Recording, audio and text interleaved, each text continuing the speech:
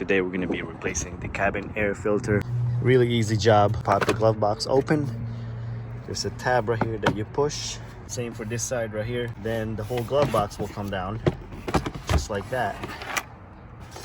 So once you take the glove box off, you got two tabs right here that you just squeeze and it comes right off.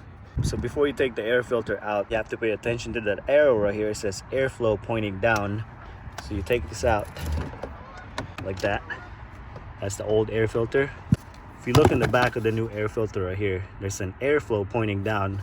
So we're gonna put it facing down like that. And then we're just gonna slide the new one in, just like that one.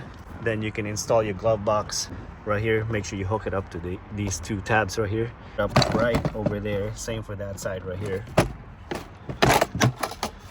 Like that. Very easy. Anybody can do it. That's the old filter right there. Guys, if this video helped you guys out, give me a thumbs up. Also click on that subscribe button. And again, thank you for watching.